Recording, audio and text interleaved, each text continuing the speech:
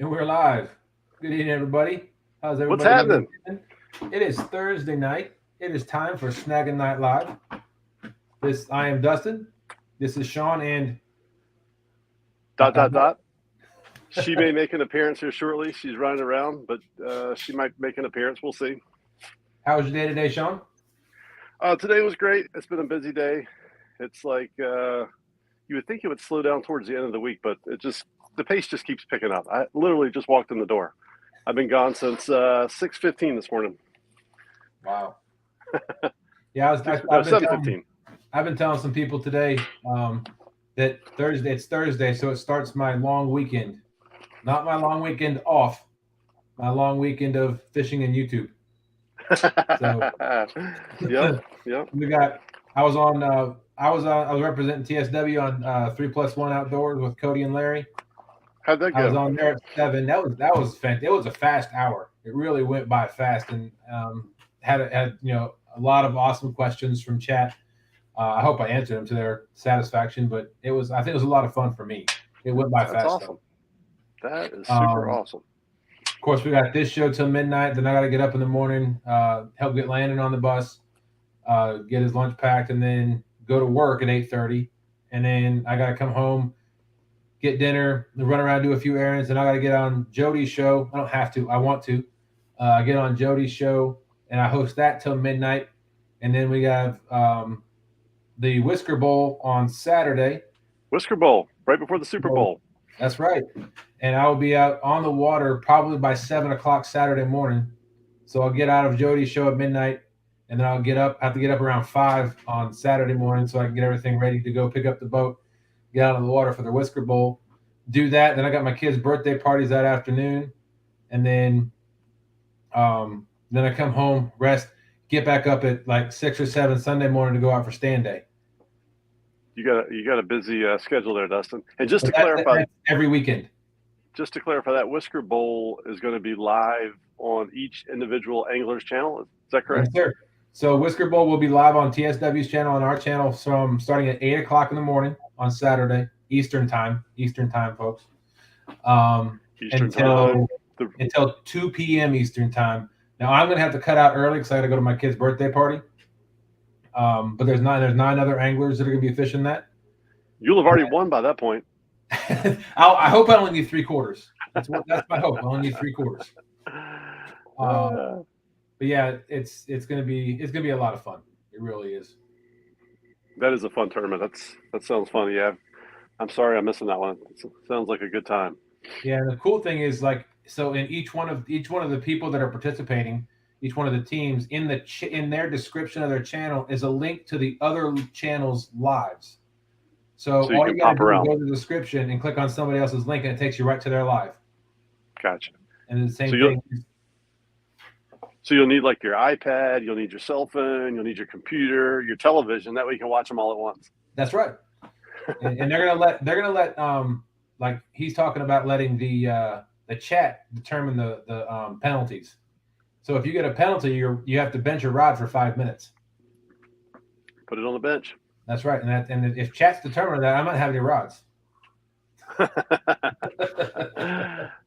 We need some good moderators that day. Absolutely. That's all right, awesome. You want to start saying hi to chat, and then we'll get into everything. Yeah, I guess Dot's not going to make it for the hello. She's still running around after the basketball game, so we'll go ahead and start with chat. First in there, we got Chris Everett. What's happening, Chris? Says good evening, Dustin and everyone. We got Mike Sampson in the house. He says Snaggin Night Live. I like it, Mike. Fishing with Jeff Beal.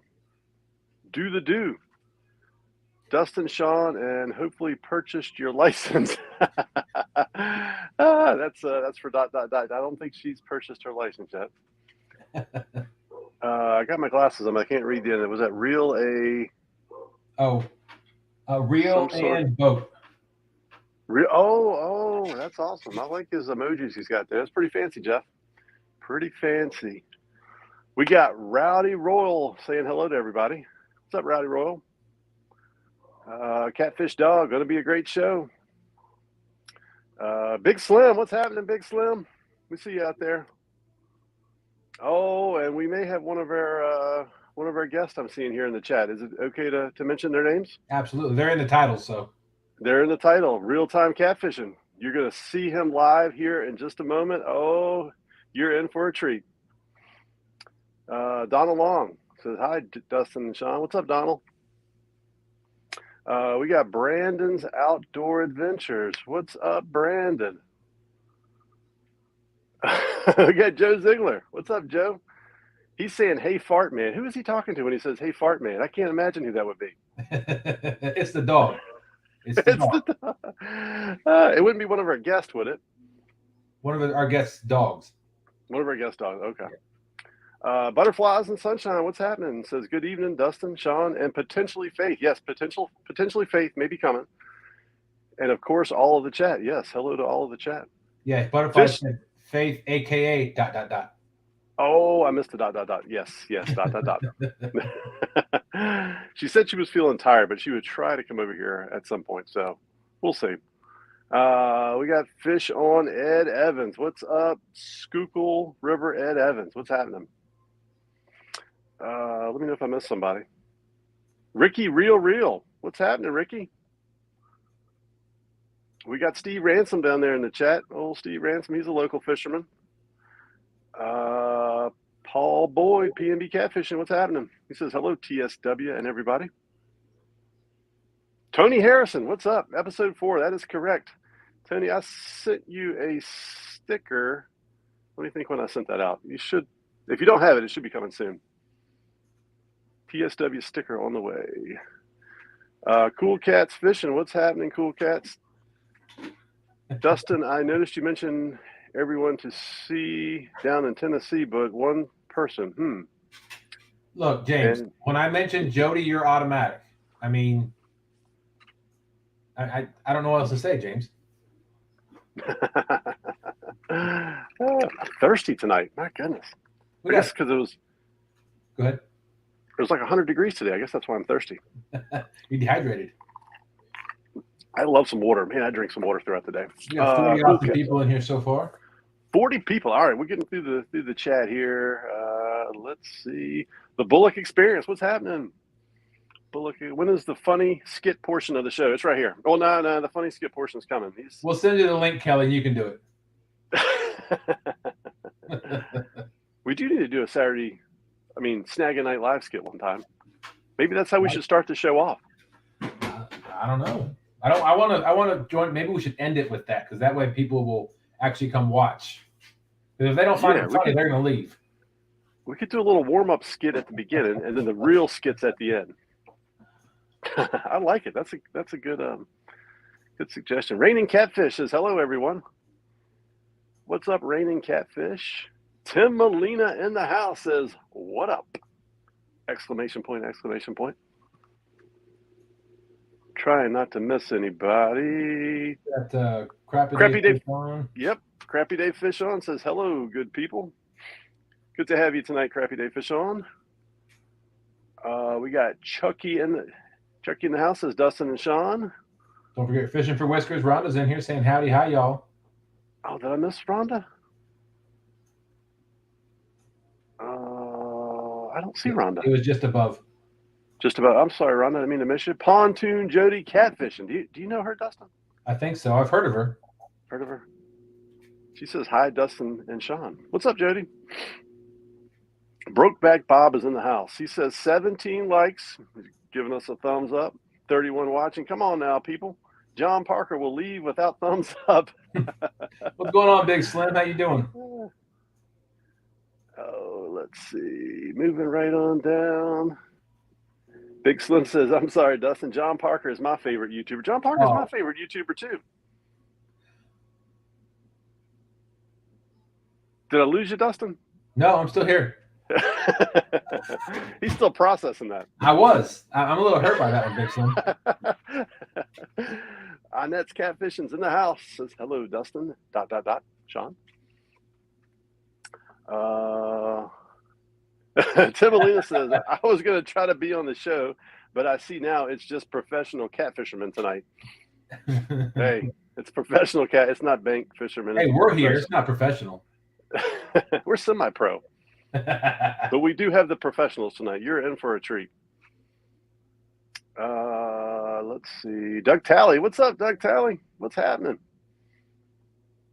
I'm really slow tonight, aren't I? Real and virtual outdoors. What's happening? What's going on, Hello. Troy is here. Troy's in the house.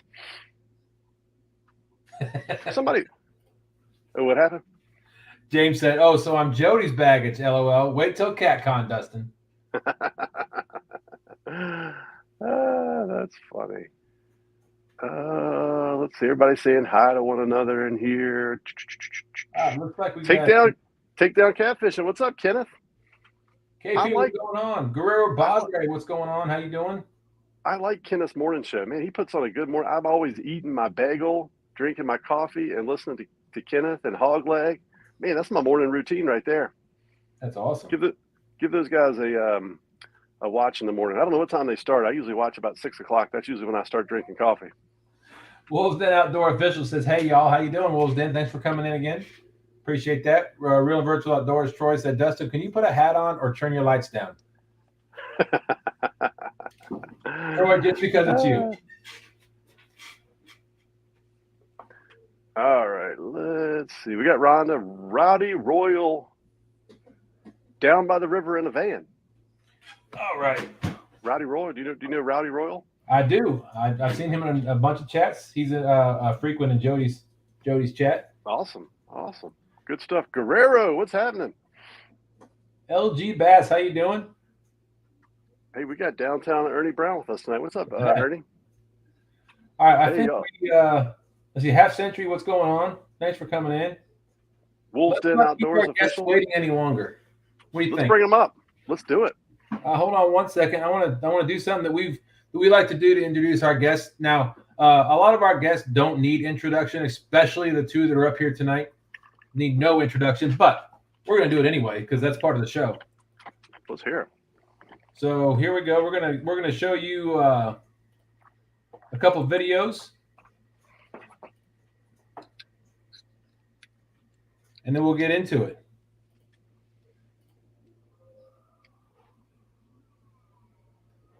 Hopefully, I don't mute it. Hopefully.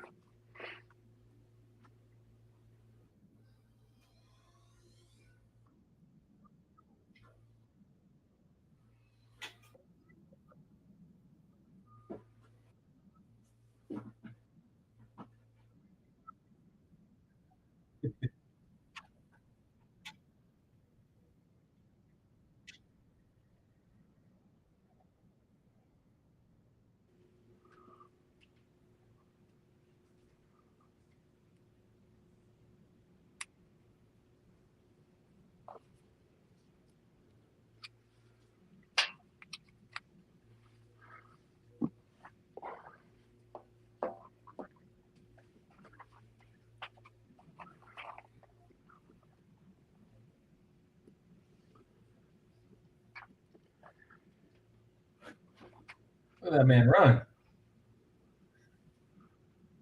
Hey, I recognize that shoreline.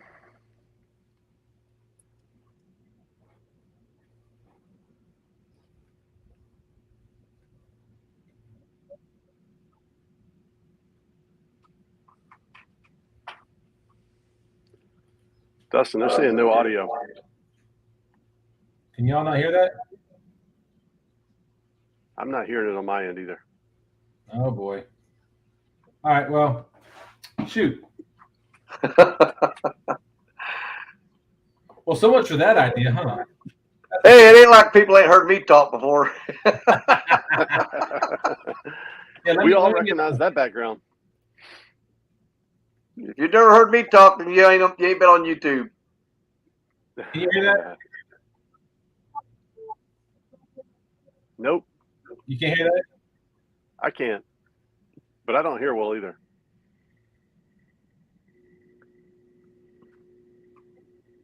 Hey, cool cats. What's up, James? There he is. There he is. There you go. It's time to call it a day. I knew it had to end someday. Shut up. Come on, This way. Oh my gosh. You put a little move in there. It sounded good, didn't it? Let me hear it again. this way. No. Sometimes I get Oh, Lord. Here we go. What's up? The professional catfish angler, real-time catfish, Mr. John Parker. Yes, sir. And Danny Stone himself from Danny Stone Outdoors. Thank you, gentlemen, for coming up. We really appreciate it. Absolutely. When you told me I was going to be up here with John Parker, I said, well, first off, I was a little bit intimidated. But then I thought, man, who would pass up an opportunity like that to be on the same panel as the undisputed professional catfish angler in the entire world? Daddy, you ought to save yourself. You already seen the catfish I catch versus the catfish you catch. Hey, It's me. It's me. John, I'm just saying, it's an honor to be right here beside you. Tell you, buddy, I believe this is the first time we've ever been on a panel together. And Yeah. man, I'm tickled to death. I'm tickled to death. So am I, buddy. I'll tell you. I watched the show today on my lunch break and on my 15-minute breaks, and I got 15 minutes of John Parker every chance I got. I seen you in there. I seen you in there. I appreciate it, buddy. You bet. Well, A long day. Thank y'all both for coming up. We really appreciate it. I know it's late for both of you guys, but we couldn't think of anybody better to represent the bank anglers than the two of you. So when we do our two-part, well, I can send you a list. Got that right.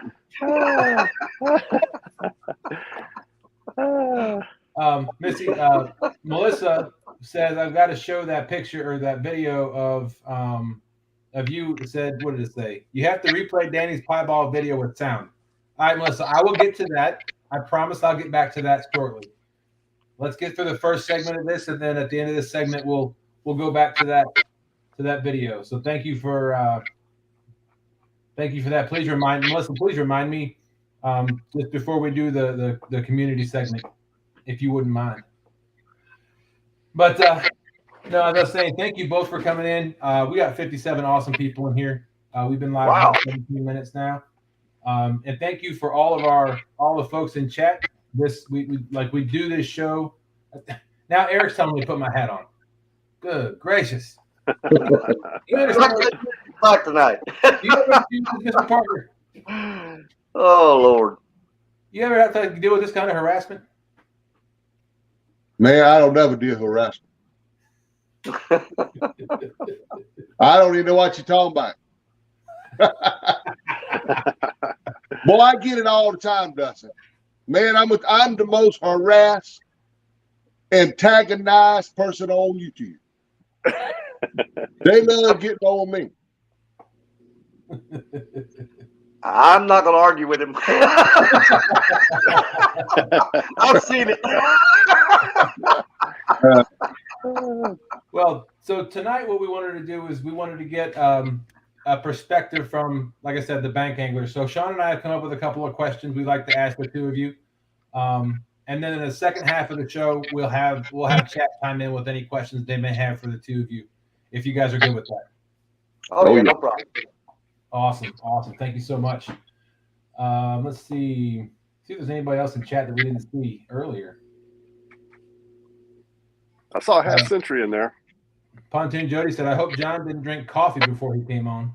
No, boy, that coffee, man. I'm glad. I thought it was going to be a real bad day, but thank goodness I had some gas eggs in my tackle box.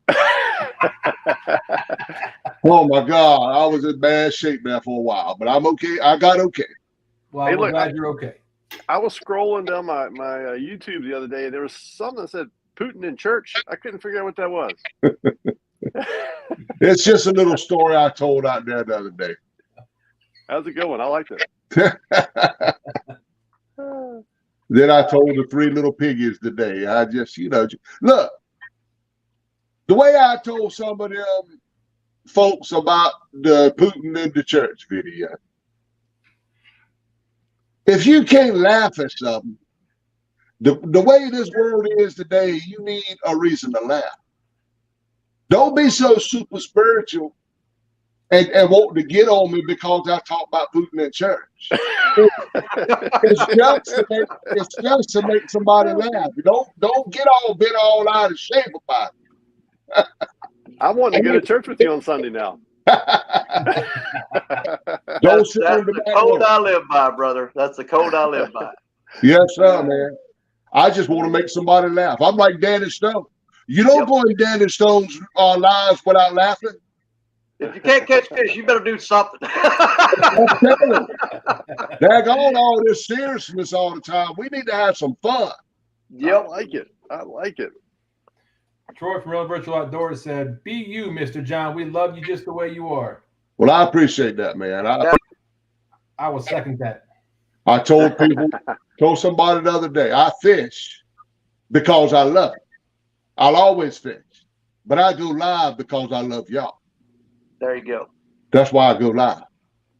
And I do. When I say I love you, I mean I love every one of you, whether you like me or not. I'll second that, but I'll tell you right now, if I'm out there filming and there ain't nobody there, I'm still talking to myself. I know.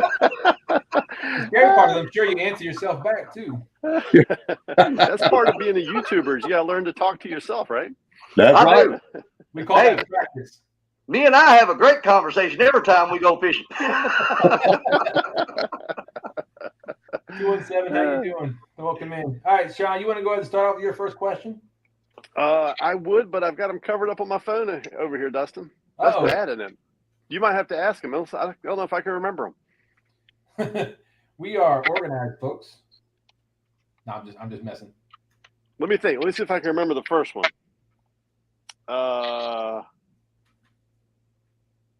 Hold on. I had a good one for the first question. Yeah, I see it. Give me a hint. Funny. Oh, yes. What is the funniest thing that ever happened to you while you were bank fishing? Mr. Parker, we'll start with you. Man, there's been so much stuff out there. I guess one of them was falling out of the daggone chair not too long ago. I figured. Let me tell you something about that right now. When a fat man falls out of a chair and hits the ground hard as my buttocks hit the ground, I hurt for 4 weeks after that. I ain't kidding you neither, man. Boy, I couldn't even hardly walk, bend over. All I could tell you is my backside was hurting and I couldn't get Dana to rub. What did Dana say when you fell? She whispered something in the camera about I won't look at. I wish I'd have seen that. She wishes all kinds of harm on me. See, I watched that. I didn't watch that live, but I rewatched the replay, and she's looking at something, and then the funniest thing to me is you fall over after you set the hook, and then all I see is your feet. And Dana looks over, she looks at the camera, she goes, "What happened?" I look away for 2 minutes. What happened? She had her head down at the time. So what y'all don't realize is Catfish Dave was playing on her cell phone. I don't get no respect. Andy, what about you? What's the funniest thing that's ever happened to you while bank fishing? Oh, Lord. There's so many times that things have happened that it's hard for me to recall any one. But I always go back to when I was a little kid. And the first time my dad ever took me fishing, we lived up on the hill west of the town that I grew up around. And down at the bottom of that hill was this old ditch. Man, it was full of channel cats and bullheads and bluegills and bass. And the first time my dad ever took me fishing, and I can barely recall this, but man, my mom and dad had told the story so many times. I didn't quite get the concept of exactly what you're supposed to do. Nobody explained it to me. Dad just, he told me, he said, "You want to go fishing?" I'm like, "Yeah," I was excited. Never been before. And we're sitting on the bridge with our feet dangling off the side with two little old rods with Zebco 202s on them. And the rod bends down, and I pull it up on it, and I feel it. And Dad said, "You got to fish." Well, my dumb butt didn't know what. I laid the rod down and jumped in the water because I thought you're supposed to hook them and then chase them down. And I actually almost drowned and got in trouble when I got home, and I didn't get to go fishing again for a long time. But that was how slow I was growing up. I thought you hooked them, put the rod down, and went down there and got them, you know. But it's just gotten dumber from there, I think.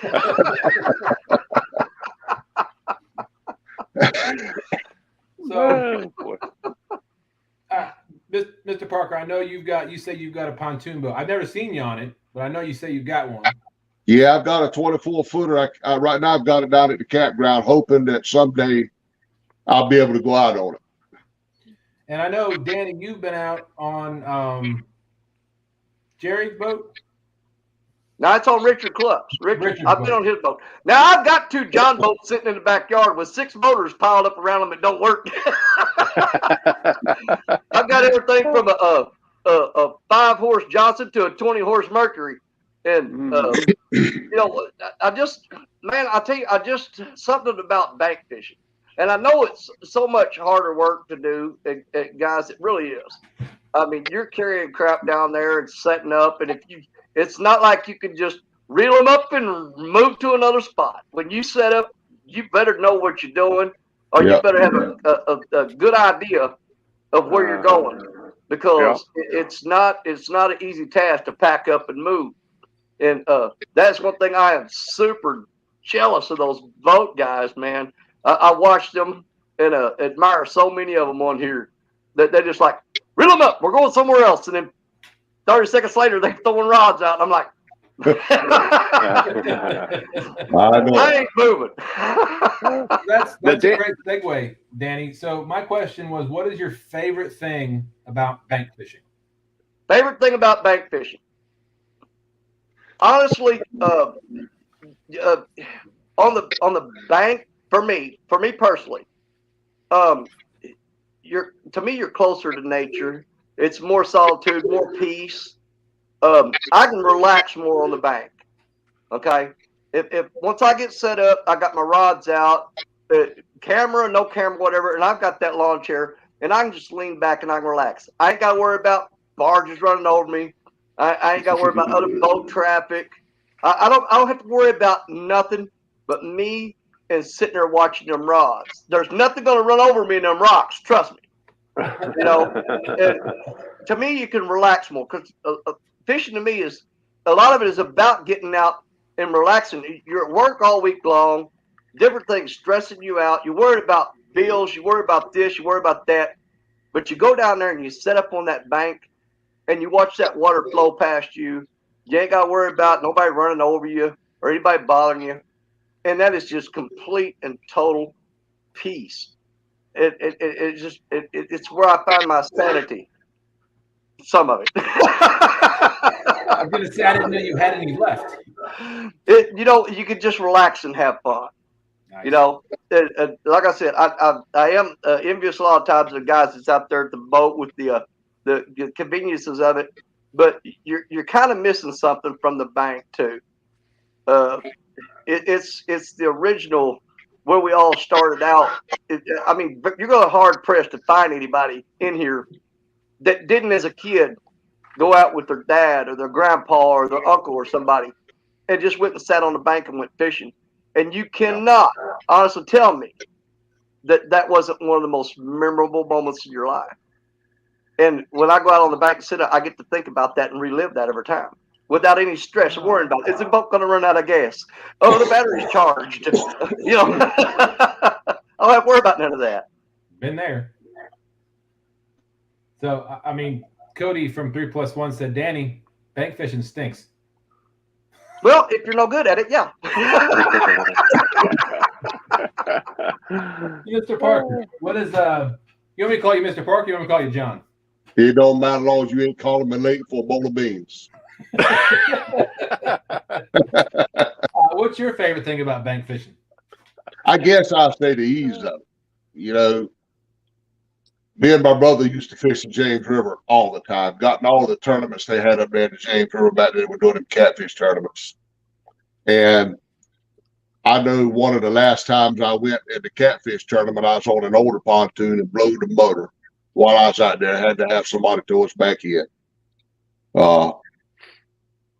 Just to add insult to injury, that day we put in Hopewell, and backing down in the water, we backed off the side of the ramp and pulling the boat with the blow motor up out of the water. We broke the axle under the trailer. Ooh, double And whammy.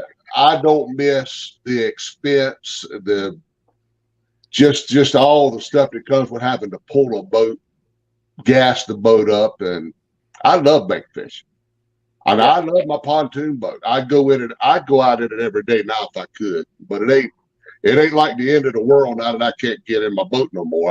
I have grown to love bank fishing. Just don't have the headache of the upkeep on the boat, pulling it so far, burning the gas. And it's like Danny said, you got to know when you go there and set up on the bank, you're there, especially me, because most of the time I get dropped off and left. And you got to, you just got to settle on the spot you got, and that's just where you at, man. But to me, it would just be about the ease of bank fishing versus boat fishing. It's so easy. Yeah, my father, when he lived here with us, he lives back out in Colorado now, but when he lived here with us, we actually went out on Father's Day, and we fished off a pier because he's had a number of strokes. He's had a heart attack. He can't keep his balance sometimes. I'm not talking bad about my dad. I'm just one of the reasons I got the boat that I did as opposed to my old boat. But anyway, we were sitting on the bank or sitting on the pier and on Father's Day, and he pulled in a PB. He pulled in like a 63-pound blue cat, and I mean that I would always remember that moment. With my dad on the pier on Father's Day, and the excitement he had on his face when he was reeling that cat in. It was awesome. Yeah, we all got some great memories of my dad brought me up. Me and my brother both fishing. We've been fishing. I've been fishing 55 years. Started when we were about 5 years old. Daddy was a tobacco farmer. We worked hard in the summer in the tobacco patch, but man, we fished just as hard as we worked. Used to love fishing with my daddy. Tell you that. Hey, I got a quick question. I don't think this was on my list, but as far as like getting all your stuff down to the bank, do y'all have like the chunky catfishing wagon to pull it down to the bank, or do y'all have some other setup? Apparently, you You're don't watch trying to pull anything one I of them do. over riprap rocks that are the size of a Volkswagen. It don't work too good. Well, I got a wagon. I bring it all out in the truck, put it in a wagon, and then I just pull it around wherever I want to go. I definitely couldn't fish without my wagon. I've got a beach cart that I bought in Florida, and when I can, I do use it. But the 9 out of 10 times where I'm going, that wagon can't go. I mean, the only person that I've seen that I know there's people that work harder at it than me, but the only one that's outdone me so far is Jerry Parker. That boy walked 10 miles to fish for 5 minutes. I try to keep up with him. I'm like, he goes, it's down here. I said, no, I'm fishing right here. You keep on going. I'll stay right here. I went far enough. If you don't believe me, go Bone Lake with Jerry Parker. You won't make it all the way. Ask Chad. Me and him stopped quarter of the way down there. It's a lot of work. It's a lot of work carrying the poles. The cart is handy when you can use it. But most of the time, where I fish at, it's a conservation area that runs several miles along the Mississippi. And there's a road that parallels the river for miles. And basically, I roll down the window and I drive and I look at eddies and I look at coves. And I'll see one that'll kind of catch my eye that day. I'll see something that just draws me to it.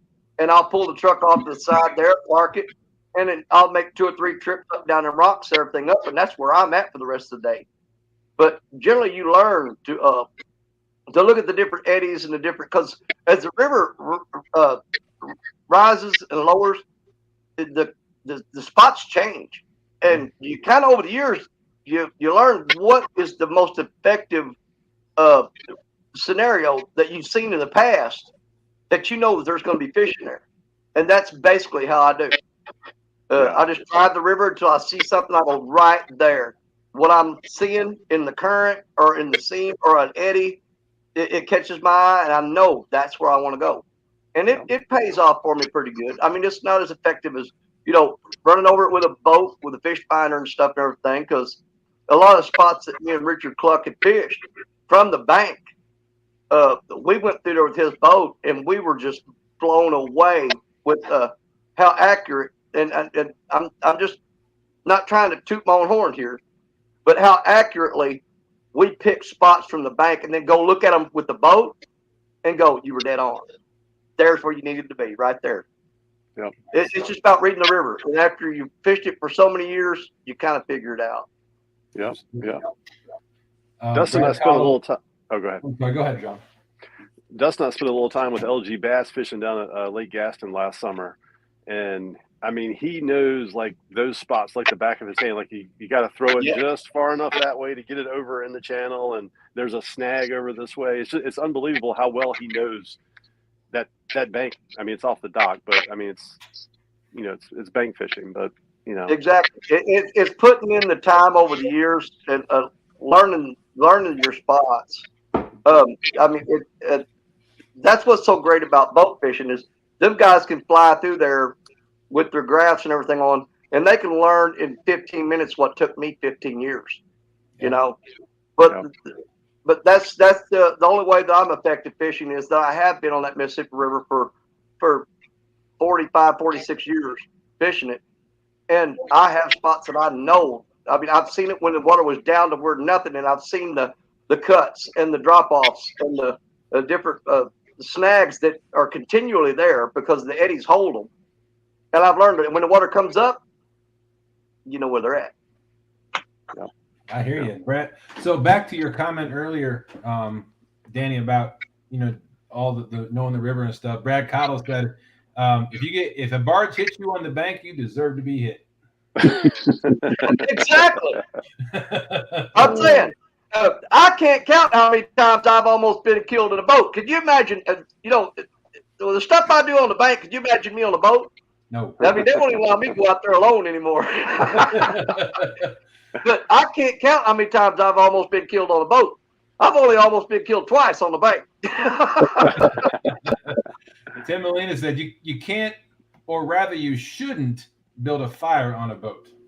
Not a good idea. No. But I can build one anytime I feel like it. Let's see. I don't think we're going to get through all our questions, and we're already 38 minutes into this awesome conversation, but this won't be the last time we have y'all on the channel, hopefully. So since Sean stepped away for a second, I know both of y'all fish from a boat. John, I'll start with you. Do you have different rigs for a boat versus when you're on the bank, or does it matter as far as like what the style of fishing you do? Who you start with? You. Sorry. Oh, no, I don't do anything different off the bank than I do on the boat, to be honest with you. Rigs I use on the bank, on the boat, same thing. What do you it don't. Most of the time, all I'm using is a Carolina rig. Back when I could see to tie my own rigs and all, I would just pretty much use Carolina rigs everywhere I go. Now I'm kind of getting into some double hook rigs and some other stuff that a friend of mine ties for me. So I would say I don't do anything different on the boat as far as my gear. I got you. What about you, Danny? Well, most of the time I stick with the same rigs. I do have a little bit more options on the boat because on the Mississippi River where I fish, and it's not quite as bad as where it is where Creole is. We've got fast current. I mean, I throw out a three-way rig with a breakaway weight on it. I'm sacrificing weights every time I throw out because it's such a rocky shoreline. I've tried fishing Carolina rig there, which is a great rig, but you're going to get hung up every time you reel in, and you're going to lose the whole rig. With a three-way breakaway rig, it'll catch the sinker.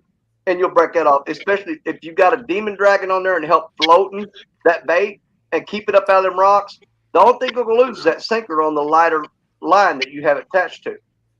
That being said, in certain spots of the river, the current is so fast that demon dragons, God bless them, I love them, aren't practical because the current is so quick, it just drags your rig downstream from the bank. Okay.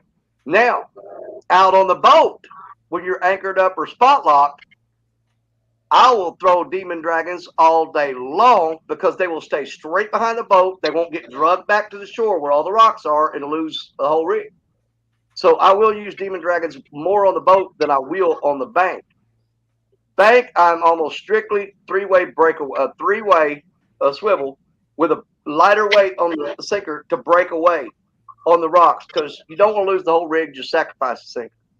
I hear Okay, you. but yeah, I will change up to in the boat and rely more on demon dragons and spooks, stuff like that, because you're less likely to lose them from the boat.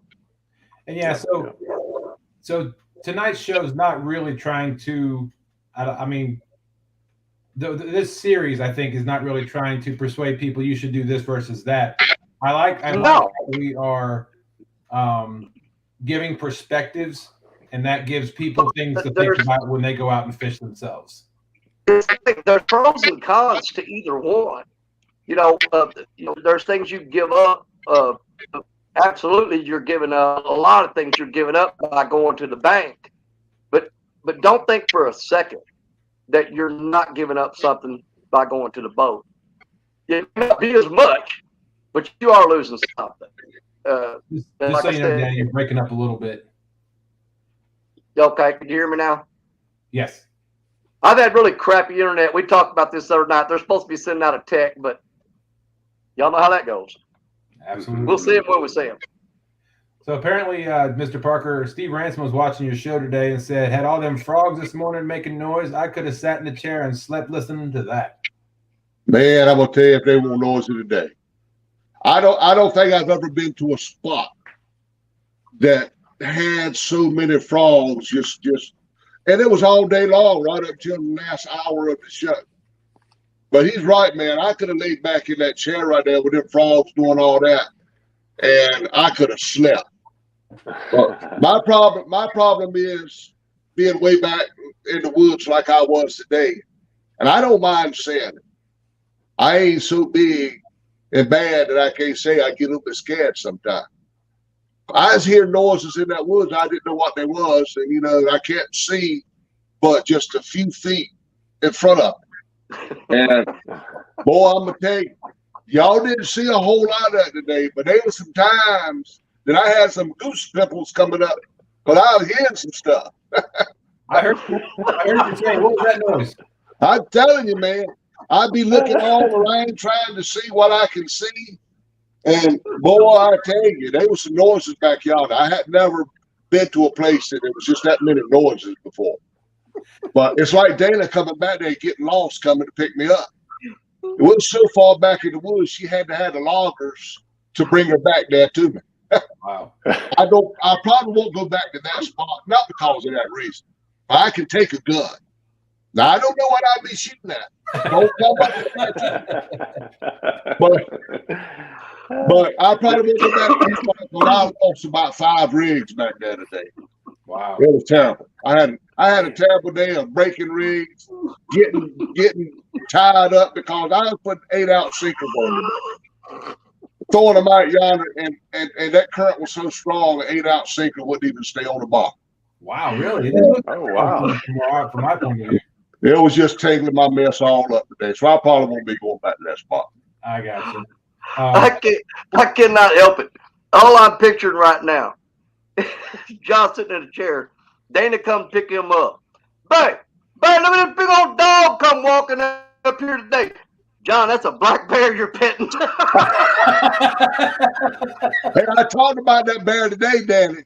I said, now I don't know how to swim, but if I see a black bear, the problem with the black bear, he's got me before I see him. Ain't no way I can get away from him because he's gonna be right there at me before I see him. But I just gonna have to wrestle him. Well, with all with all that bear spray you're putting out during the show, I don't think you're going to have a problem. I tell you what, you let a big old black bear break out after me, you'll have to hear a whole lot more of that, but it won't be on purpose. There you go. Hey, did you see what the chat said? Mr. Kennedy said John Parker trying to be a Freddie wannabe, wearing that cowboy hat. Oh, yeah. Well, the problem is this right here. What? This? I went to a barber. I went to a different barber down in Washington where we stayed in the county. I had never seen that guy before. I went in yonder. I told him I just need a trim. I don't know what word he heard out of trim. When I got up off of that floor, he had enough hair laying in yonder to sell to the dagbum wig factory. I got to hide it every chance I get. Hey, don't hide it. Be proud of it, Mr. Parker. Come on. Hey, look, that's it ain't all. I'm reading Cody's comment. The chat found out where those noises were coming from during the fishing trip. Wannabe Outdoors says the noises were coming from directly behind you, Mr. Parker, and I mean directly behind you. No, they weren't that close. There was some noises back yonder in the woods over in front of me. I ain't figured out what they were yet. It's probably raccoons falling out. Which way was the wind blowing? There's squirrels and raccoons falling out of the tree. What made them fall out of the tree, Daddy? Trust me, they're falling out the tree. The air rises. Especially hot air. I tried to be good today, y'all. I really did. If it weren't for that coffee, I'd have been real good. Y'all wouldn't have heard a thing, but that coffee put a little damper into my being good plans. Well, I'm telling you, I was thinking for a while that me and the chair that I was sitting in was going to have some kind of scissor job done to the bottom of it. It was getting that bad, but somehow or another it eased off. I don't know how.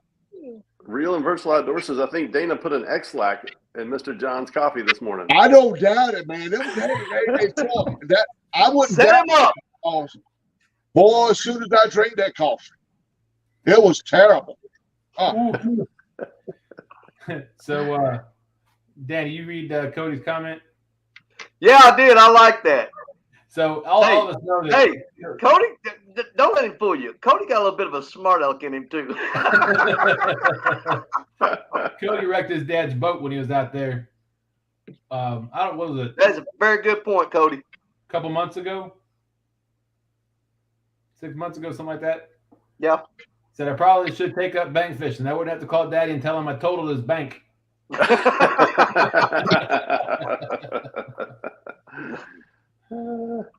Sorry, chat. I know. I'm trying to get to your questions or your comments. So if you ask a question, I missed it, just please ask it again, and we'll get to that. Sean, do you want to go to your next question? Food. Let's see. I think we kind of we went into it a little bit. Danny was talking a little bit about it. Like my next question is: do you prefer like different tides, low tides, high tides? Time of the year, bank fishing, what is like your preference, or do you have a preference, or weather conditions, that sort of thing? Well, I don't put much effort into because here's the thing, I go fishing when I can go fishing. I don't check barometric pressures. I don't check temperatures. I check, do I got something else to do today? If not, I'm going fishing. That's it. Right. Since I've been fishing with Richard, he gets a little more technical with that stuff, and he's keeping real close records of that. Basically, man, I just go. If I've got the time, I'm on the river. I don't care if it's raining, snowing, sleeting. I fished in tornadoes before. I got kicked out of the Iron Cast tournament because they said it was too dangerous. They said we can't allow you to continue anymore. You got to go. I still remember that live when you ended up going to your truck, and then the tide came in and took all that stuff. Yeah, it took my tripod, my lights, everything. It wiped it out. Yeah, that was. I didn't want to quit though. Tim Molina said Danny scouts 50 miles of the river, then goes right back to the same spot anyway. I do. If I can't find anything that looks better than where I've been, I'm going back to where I've been. You can bet on it. If it's been good to me, hey, you don't leave a good woman and you don't leave a good fishing spot. Real quick, Melissa and the folks looking for the links to drop for TSW. If you just want to drop the Team Snag and Whiskers link, that is Sean and I's link. The other channels we have are just for us to go into chat so people can tell us apart. So I have just a little more hair than Dustin. Not much more, but just a little more hair. Yeah, I'm a little grayer though. A little bit. So I just wanted to address that real quick. But thank you all for coming in. Thank you so much for dropping links. We really appreciate it. Mr. Parker, what about you? Do you look at the tide or the weather or the full moon or? Yeah, I do pay real close attention to the weather, especially this time of year. The condition I got is an autoimmune disease, and I have severe nerve damage in my foot and my hands, as well as my eyes being gone. And if it gets too cool, I can't go. I have to make sure it's not going to drop below a certain temperature for me to go fishing and spend this time of year. But my favorite time of any of the fish is the spring. We have a huge shad run, white perch, herring, all that run at the same time here. And generally what happens when the shad and the herring come up is the big catfish follow. And now when I was on my boat, I had spots that I could go and get on some big fish. But from the bank around here, the bank spots are very scarce, and the ones that they are usually crowded, and there ain't no fish there because they're overfished so much. Spring by far is my favorite time to fish, but it's also the most challenging because you can't find those spots to go. But I definitely keep an eye out. I don't care about barometric pressure, none of that mess. It don't bother me at all. But I do try to make sure that it's not too cold. Gotcha, understood. Being from somebody who's out there in 30-degree temperatures, it's not that fun. But man, if you get into a fish, you forget about the temperature quickly. We seem to me fishing needs to be fun, and I just can't have fun if I'm freezing. I go out there to fish to have fun, and if I go out yonder and I got icicles hanging out my nose, I can't have no fun. I can tell you. I see folks out there fishing. I see two stands and all out there fishing when it's so cold. I don't know how they stand it, but I can't do that. It's just too cold. Stan two and myself went out one day. The thumbnail we had was it looked like Avid with icicles off his beard, but we were out there for 7 hours one day in the freezing cold. Yeah, I can't do that. I think caught one fish. Yeah, that's just too cold out there. I tell you. Steve Ransom said, I was thinking Parker was here in Virginia. What area were you at today with all the frogs? Sorry, I'm stuck on the frogs. That sound is my sign fishing and starting back up. Said what area was I fishing? Yeah, what area were you in with those frogs? I was in a little town outside of Ahoskie here called Murfreesboro. We're about 27 miles from the Suffolk, Virginia line, where you go into Suffolk, Virginia, Whaleyville. I was in a little town called Murfreesboro, and I'm gonna tell you, man, it was so far up the doggone path. It was just I know you keep them frogs or something else. I won't ever forget them either, Steve. Frogs was tough today. I always forget how close you are to us, John. You're real close to us. Yeah, I'm close to y'all. I say, me and my brother used to fish the James River all the time. I got some spots on the James River that I'd love to get back to, but you got to be on the boat. And the James River to me is a river that we fished more than we fished our own river here. So I'm very familiar with where to go out there, and I just man, I'd love to get back and fish with you guys sometime. Yeah, you're welcome anytime to come fish with us. Always welcome. Let's see. I think I had. So we're coming close to 11 o'clock, our first hour. But what is your personal best from the bank, Mr. Parker? My personal best from the bank is 42 pounds. Blue cat? 42 pound blue cat is my personal from the boat or the bank. Okay. Now I caught him from the boat fishing off of the bank. I was tied up to the bank on the boat, but 42 pound and a 34 pound flathead. That's my best two fish. And they were both caught at Bugs Island. Ah, Oh, nice. Even all the times we fished the James River. Now my brother caught several 50s out the James River while we were in the tournaments out there.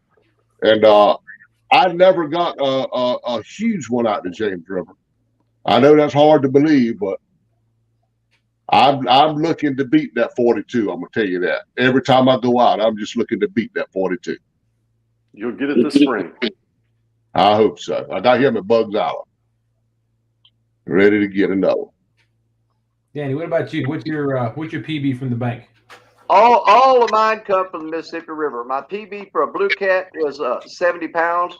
And the thing I love about catching that fish more than anything else is that it was on a live stream that day, and I had no other than the man himself, Mr. Tim Scott, Epic Catfishing, on the panel with me when I caught that fish.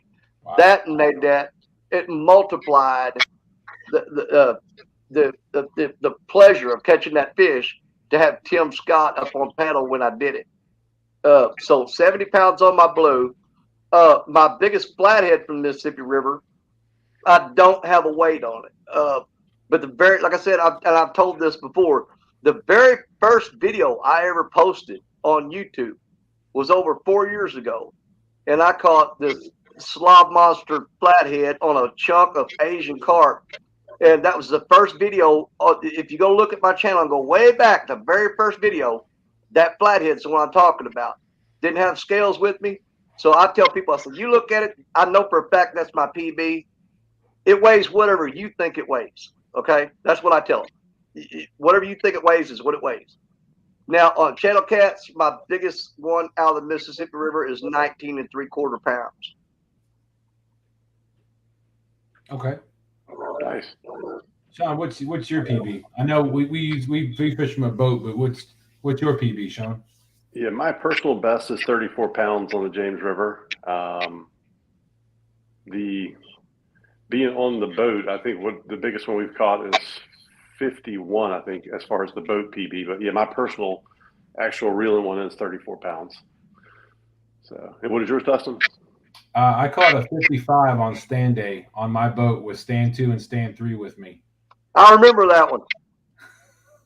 Yeah, that was fun. That was a lot of fun. Yeah. We might have a short or two out about that one. Or 75. We put out a few shorts if y'all hadn't noticed. We're new to it. We like to say we're unstoppable. Real quick, I wanted to say, I saw somebody in chat, Christopher Klein. Is that the same Christopher Klein? I knew Christopher Klein growing up. I don't know if that's him or not, but if it is, let me know. Anyway, you were gonna ask something about food, Sean. Food. Oh, yes. One of the most important things to us while we're out fishing is the food that you bring with you for eating, not feeding the fish. What is your favorite type of food to eat while you're catfishing? Danny, we'll start with you. I don't eat when I'm fishing. My wife gets so mad about this. There's been times I take a big thermos full of water with me. And it's basically when I'm fishing, I'm fasting. I've been out for 2 days. I'll have like a cup of coffee for breakfast. She'll fix me a big breakfast with it. Bacon, sausage, eggs, whatever stuff, hash browns. And I'll load up on that. And there's been times I've went out 2 days without eating and just drinking water. It's not a good idea. But for some reason, when I'm on the river, I just don't get hungry. Hungry lion has best. You know what I'm saying? I just don't eat when I'm out. Now, right. I'm going to tell you another reason why I don't eat. And it's more effective for boat fishermen than it is bank fishermen. You ain't got nothing to get rid of. You know what I'm saying? If you're on a boat and you're eating a whole lot of food, Eventually, you're gonna have to go to the bank or hang over the side.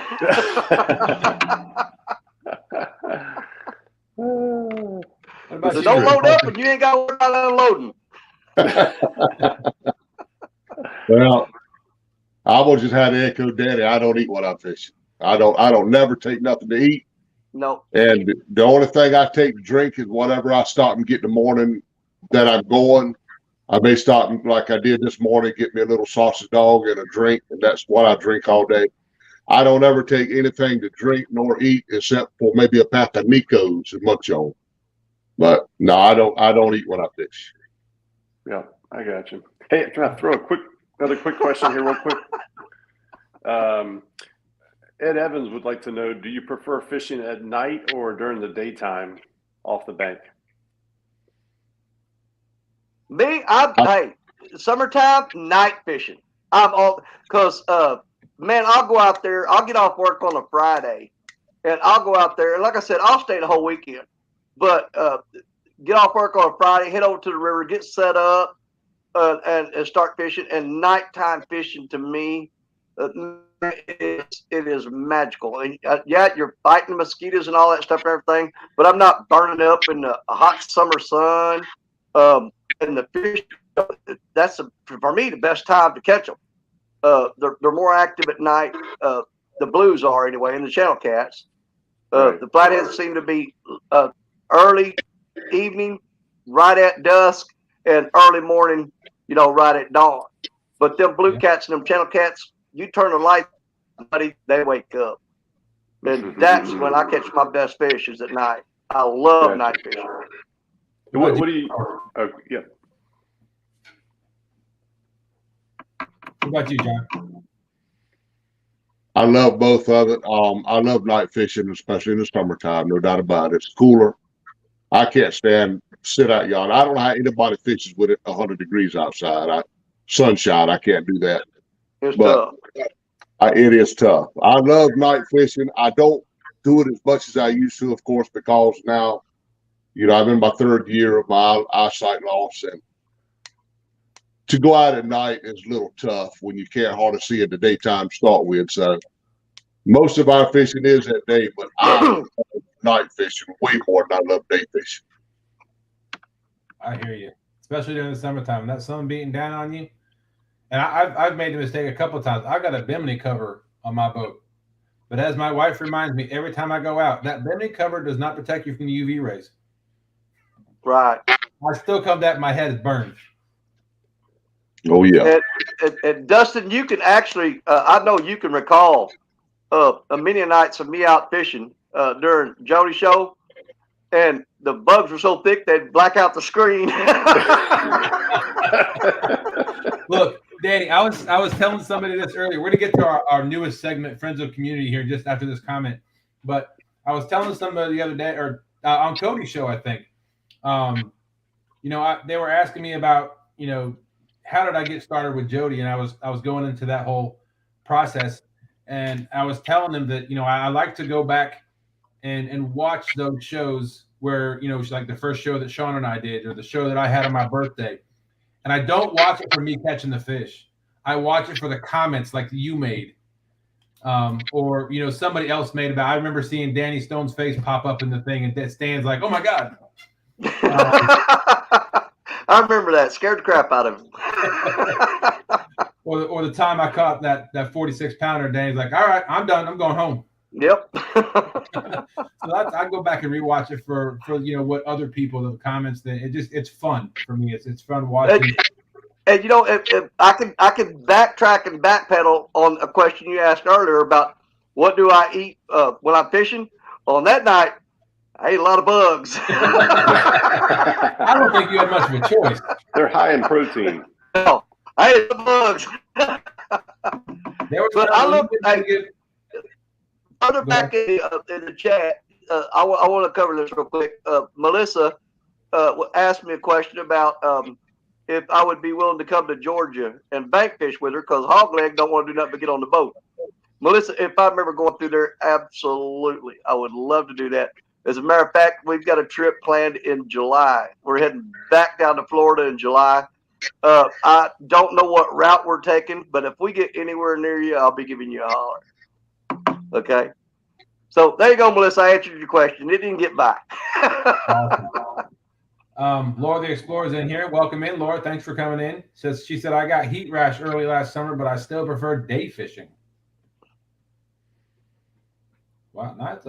You know, a lot of that it depends on where you're talking about fishing too, because some of these folks have got big old gators.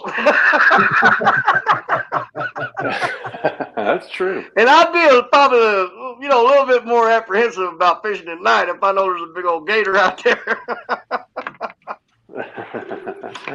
Yep, I stick to daytime too. Very true. I got you. So real quick, one of the things we started doing last week, one of the things, a new segment in our show, we like to do Friends with the Community.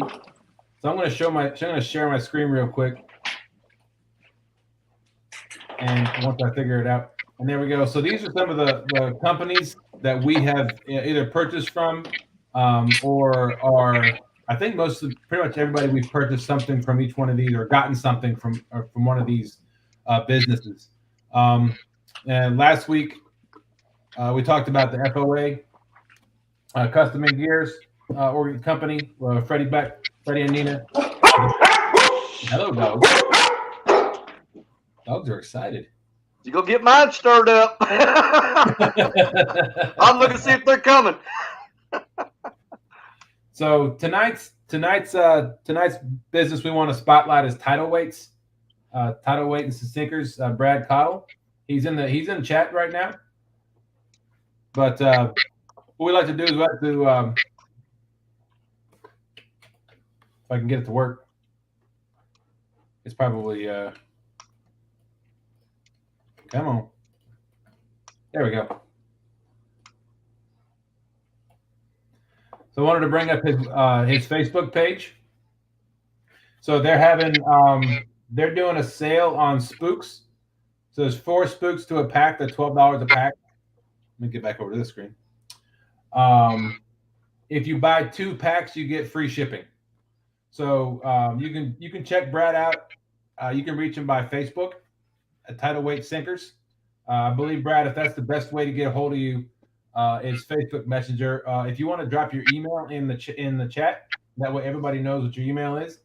If you like to get emails as well. Look at that, Melissa is dropping Tidal Weight Sinkers in the chat. That's the link to their Facebook page, and bradcottle@gmail.com. Perfect. Thank you so much. And they're also doing a give back right now. You get for every purchase, you get your name added to or get an entry, and for every pack of spooks, you get double entry. So, and another thing, so go check out Tidal Weights. They've got some great spooks. They've got some great sinkers. One of the things that we love is, and I'll show these in just a minute, is the rock bottom sinkers. This is the 4-ounce, and he has them all in different colors. But they also have 4-ounce pyramid sinkers now. If you can go find all this information out on Tidal Weights Facebook page. So thank you for dropping that. My number is on the page also. There you go. There's his phone number. And you can reach out to Brad. Like I said, great weights, great person. Thank you so much for all your support in the community, Brad. We really appreciate it. Yes, we do like those Tidal Weights. I have a tackle box full of them. They work great. I mean, they never snag. I can't think of the first time I ever had a snag with one of them. They're just incredible. Highly recommend them. I pretty much when I went out of Florida fishing the coast, I pretty much exclusively use those pyramid sinkers because they hold better in that sandy bottom along the Gulf Coast. That's the thing I've found. But if you ever do saltwater fishing along the coast of Florida, pyramid sinkers are the way to go. I'm telling you, they hold up way better. And then here, that's good to know. Here we have the Tidal Weight spooks, hand painted. Like I said, now, how long? What size are those, Justin? I think those are. I believe those are 2-inch, right, Brad? Okay. Do you know what all sizes he offers those in? I do not. Well, they can check out his page and find out. Absolutely. 4-inch. Yeah, because I think the smallest ones I got are probably 4-inch. Yeah, I'm sorry. These are 4-inch. He said these are 4-inch. Okay. Yeah, the 4-inch is the smallest ones I got. Brad, do you have any bigger than 4-inch? So I wanted to show some of those on there as an example of what kind of gear that Brad sells there at Tidal Weights. And I know, like I said, he's a great friend of the community. He does a lot. So we wanted to spotlight him for this evening and say thank you. We really appreciate it. Great guy too. I met him in person at CatCon last year. Very personable person. I mean, great personality. Nicest guy you ever met, without a doubt. I agree.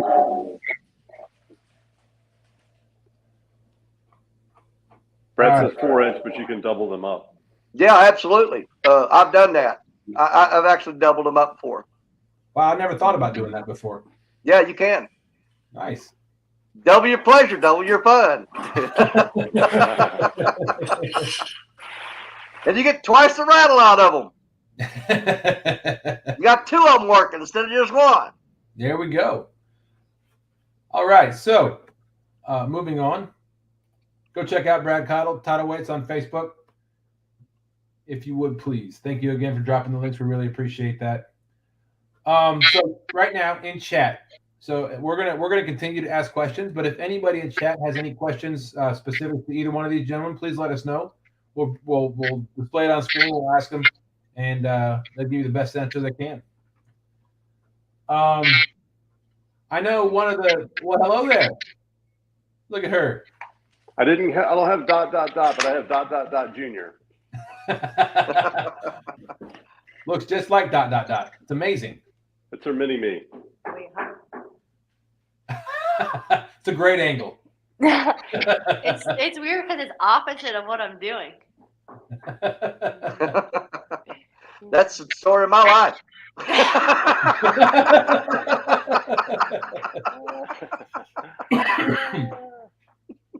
Oh man. Hey, well, thanks for coming in. You had senior night tonight, right? Yeah, I had 18 points tonight. Well, congratulations. Did y'all win? Yeah, we won.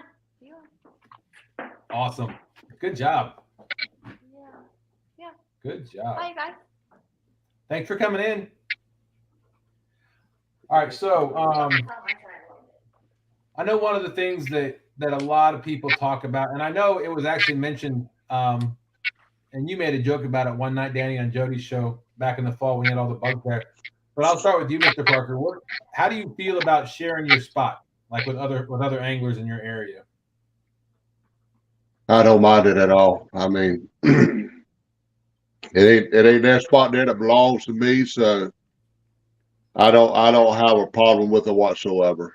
You know, I would, if I went somewhere and somebody else was there, I'd want them to share with me. Absolutely. So I just do the same thing. And anybody wants to go fish with me and share my spot or comes up, I'll even, usually when I'm out at a spot, I got a lot of rods out, and I always ask them, do you want to fish? I'll move some rods. You know, so I don't mind at all sharing a spot with anybody. Awesome.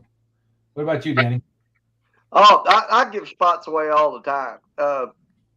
Don't you? I mean, it does kind of sometimes come back to bite you in the butt. But if I don't show spots to people, okay, and nobody's fishing them but me, here's what happens. I get real lazy about just going to that same spot all the time. I've actually shown spots to people and show up there and there'd be a crowd of people. It'll force me to look elsewhere. And a lot of times I've found better spots because here's the thing about when we fish on the Mississippi River. There's miles and miles and miles of open shoreline. We've got bank fishing spots as far as you can see. Sometimes it'll push you off somewhere and you'll go to a spot like, man, you know, I guess I'll go here and you'll go, hey, the spot ain't that bad. And you start catching fish there, and you go live the next week, you go down there and there's 15 people standing in that spot that ain't never been there before. But it helps other people catch fish too. And that's, honestly, guys, that's what a lot of us are doing. You're trying to build the catfish community, and that doesn't mean just on YouTube. It's also locally. You get people interested, and the key thing is you're a major influencer on those people in your area to get them to practice CPR and such like that. And it gives you a golden opportunity when you share spots with people to kind of pass that on to them. Say, yeah, I fish here a lot and I do great, but the reason I do great is because I don't take them all out of here. I said, you catch them and you take a picture of it, and you're like, man, if you put that back, imagine what it's going to look like the next time you catch it.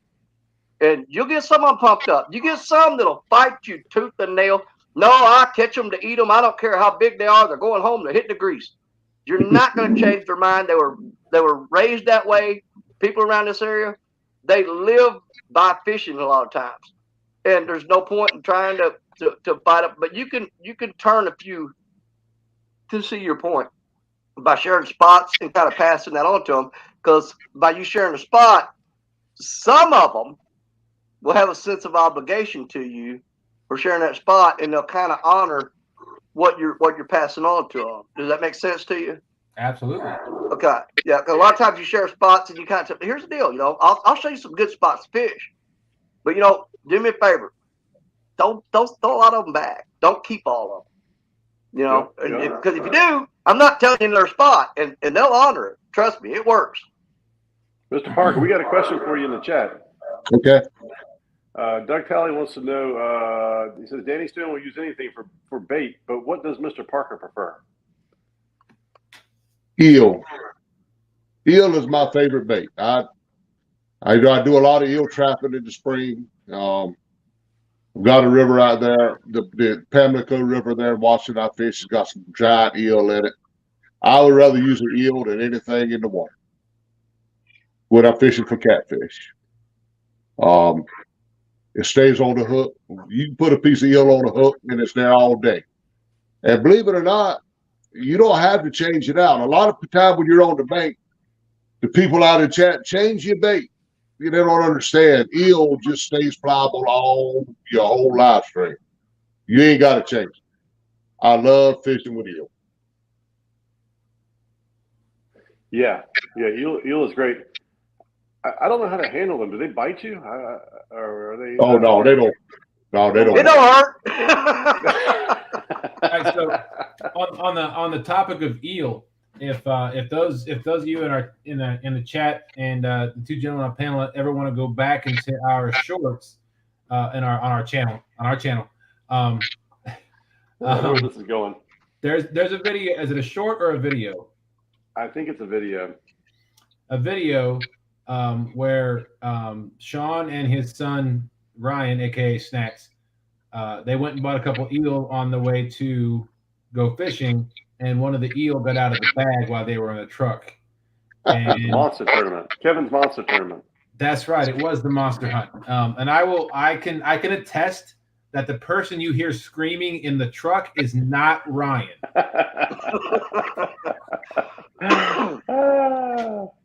That was a rough trip.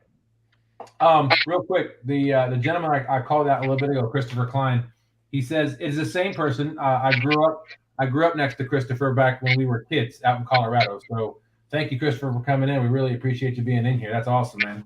That is cool. I haven't seen him in like 25 years. Oh wow! Reunited on YouTube. That's right. Oh, there we go. So Ed Evans said that he would like to donate a shirt and a sticker to both you and Mr. Parker, and to you as well, Danny. And that will be a prized possession, my friend. Yes. I appreciate it. Yeah, river shirt. How about that? So send him an email. His email. I'll get you his email and send it to you in chat after the show's over. Okay. Send him an email with your shirt sizes and address, and he'll send that out to you. Absolutely. Yes, Thank you, Ed. I appreciate it. Yeah, I appreciate that, Ed. I really do. I know he's done giveaways for it. I'm trying to. Everybody says I win giveaways all the time, but I ain't never won no Ed Evans shirt. I've tried. I can't get one. That's That's a what got nice us on. thing to All do. right. It's a nice thing to do. And I didn't know he was going to do that, so I just like the shirt. Well, that's the kind of guy Ed is. I mean, he's a Absolutely. good guy. So Christopher did ask a question: how's the bass fishing? And that kind of. Oops, sorry. We got too many fingers on there.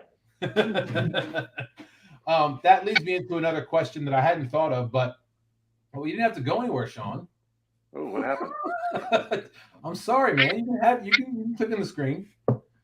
Mr. Parker, do you fish for anything other than catfish, or is it just catfish that you fish for? No, I love fishing for white perch during the spring of the year, summer. I love white perch fishing. I love crappie fishing. We go in April every year to Bugs Island, fish for a week. I'm fishing crappie and catfish there. And I love going for what we call raccoon perch. That's my three favorite fish to target there is white perch, crappie, and raccoon, other than catfish. All right. Yeah, I actually remember. I think it was last spring. John went out and did a live show, and man, absolutely tore them white perch up. I remember that. Yeah, Yep. we went to a place. Man, the white perch there are so huge. I remember that. Yeah, man, I love it. I love it, buddy. I tell you. I think they're like that on Lake Gaston. Do y'all camp down there, John, or do y'all? We down rent a house every year in April. We've been doing it. Okay. This will be our 18th year going. Wow. We started doing it with our dad, and before that we were going to Santee Cooper with my dad, and we'd get guides out on Santee Cooper, or we pull our own boat. But we've been going to Bugs Island now for 18 years and rent a house every time. Oh, that's cool. I know they got a lot of campgrounds and stuff down there too. That'd be a fun meetup spot down there. Yes, it's great. I love it down there. So, do you fish for any other species other than catfish, Dan? Man, I'll pretty much fish for anything. If it'll bite a hook, I'll go after it. I used to love bass fishing. Don't particularly care for it too much anymore, but it's not off the table, you know. Crappie, bluegill fishing. Man, I'll go out and target bowfin, which I know John Parker loves bowfin. But man, I love catching those things just to fight them. And we've got certain tributaries coming off the Mississippi where they are just piled in there. And if you just want to go fight a big, mean fish, that's the ones I go after just for the fight, because they ain't no joke. Bowfin tear you up. Daggone right. They're mean. I caught one today. It's a mean daggone thing. I couldn't believe you was having your finger that close to that thing's mouth, man. I'm like, no, man, you're going to get bit. The thing about it with me, Daddy, he had my hook way down his mouth, and I hate having to tie a hook. I can get another hook. I can't get another finger. I get my finger and how to tie a hook. Keep that hook. Hey, real quick, Mr. Parker and Danny, Rhonda, Fishing for Whiskers, said that she sent you both an email with Ed Evans' email address. Okay. Thank you, Rhonda. Oh, that's awesome. Yeah. Rhonda is always on the spot, buddy. I tell you what. Yeah, I agree. She's always in the chats helping out. There's some great moderators and all out there, I tell you. She's quick as lightning too, buddy. I mean, there have been times that people talk about posting links and ask somebody to do it, and I wouldn't even barely get started, and she'd have it up there 3 or 4 times. Yeah. Yeah, we're really honored to have her, to be able to call her a friend. Now, like I said, we met her and her son up at the Potomac gathering last summer or last year. I don't remember what it was, but and she's great people. Yeah. They can't fish worth a lick, but they're good people. I'll say for me, as far as other species, I don't typically fish for anything other than catfish or bait fish for catfish. And I say that because I've actually done I've tried bass fishing. I'm just not good at it. I don't. The weird thing about me is I have ADHD. I was diagnosed as a kid, and you'd think bass fishing with the constant movement would be something good for me, but I don't like having to get up and move and constantly cast here and cast there and reel it in and do this and that and this and that. I'd rather put the rod in the water and watch it and wait. I think the anticipation buildup for me is more soothing than constantly trying to cast out in here or cast there. So bass fishing is not my thing just because I'm not good at it. I love bass fishing.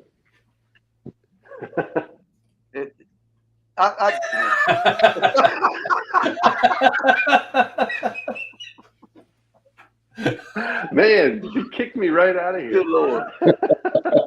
I see that Robert Modlin asked, he said, when is Danny going to buy a boat? He looked at them once. Yes, I was looking at boats. I was down at the Bass Pro in the Pyramid in Memphis, looking around there. And I haven't been really pumped up about buying a boat, but my wife made a deal with me. She said, you get rid of all them John boats and all them busted motors in the backyard, you can buy one nice boat. So it is something that probably we might do in the future. The main reason I would go to a boat later in life is because, guys, I'm going to get to the point where I cannot climb up and down these rocks. I mean, we all get older, and it gets a little bit harder every year. And eventually I'm going to reach the point where a boat would be easier for me versus climbing up and down those big rocks and falling and getting hurt. So it's not something that I've written off. It's something that we have talked about, but I'm hoping that it's going to be far, far in the future because I want to keep with this bank fishing till God tells me I can't do it no more. You know what I'm saying? I'm going to do it until I have to crawl out of there, and then I'll start looking at boats. Brad Cottle wanted me to let you know, Danny, if you don't make eye contact with the bowfin, you have nothing to worry about. I can't help it, man. They got pretty eyes. I got to look at them every time. Look right at them. That's why I'm getting bit. Getting too close. And Rhonda's correcting me. She sent you both Facebook messages with Ed's email address. Okay. Thank you again, Rhonda. Appreciate that. Let's see. If y'all see a question in there, let me know. I know I'm a little behind, but that's kind of my thing. Well, I'm going, what was that right there? Pyramid Memphis. Yeah, I love the Pyramid Memphis. But what was that fish whisker? Well, watching Danny on the bank, a kayak would be the last thing he should own. Look here. If you ever see me making a video of me in a kayak, I'm going to title it Fat Guy Swimming.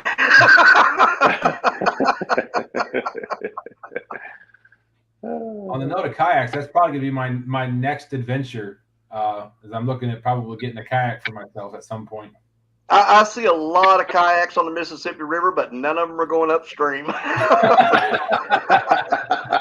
If you got the leg power to go upstream on the Mississippi River, I have never seen one going upstream. Never in my life, ever.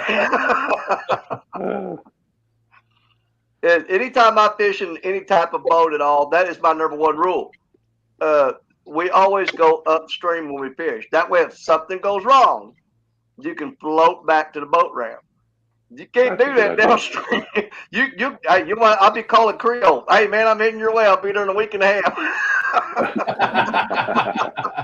Be looking for me. Come out and get me. So, Mr. Parker, how I've seen you go. You've been going live a lot lately. Is there any reason Is there any reason why you've been going? I think you've been going every day. You know, it's not. I love going fishing. That's just. I love going live because I hate being out there by myself. You know, Dana can't go with me right now, so not any reasons really why I've been going live so much. I just, you know, it's kind of like I'm in, and I don't really like talking about it because a lot of people take it wrong, but it's kind of like I'm in a panic mode, and I've lost so much eyesight over the last couple of months. I feel like it's coming to an end. And I just want to get out there and fish all I can. I understand 100% everything you're saying. When they ask you, say, why you go fishing, why you go live, I'm going to say, because I can. And there's going to be a day when I can't. And I'm going to go as much as I possibly can while I can. Yeah. Absolutely. Looks like we got Brian B here. Oh, hey, Brian B. Brian B. Boy. Brian B says John Parker can't fish with a lick, but he can fart up a storm. It's hard. It's kind of bad having that reputation. My pastor warned me when we first started doing this live video. He said, John, if you keep that up, you are going to have a reputation of being a farter. And he's right. He's right. I can't help it. I've done it now, and I can't change it. Yep. No turning back. No turning back. Putin in church. I'm telling you, man. Mr. Parker, I still agree with you. I think the dog did it. The dog did it. I'm telling you, buddy. That day, I don't know. Nobody don't believe me, but Turtle Man. It was either Turtle Man or the dog. I ain't sure which one. I'm gonna go with the dog. I just like having fun. Look, I said this on your live before. I look every day. I look through all my streams on my phone when I'm working. I'm like, oh, is Mr. Parker going live today? And I look for him. I'm like, oh, good, he's live. I'm gonna pop in. Even when I'm working, I set your live up on my phone and I set it up on my desk while I'm working. And I listen to it. You know, to me, comments like that are amazing. You know, I'm just me. I love to fish. I love making friends. I love going live. I'm humbled by people that come in the chat.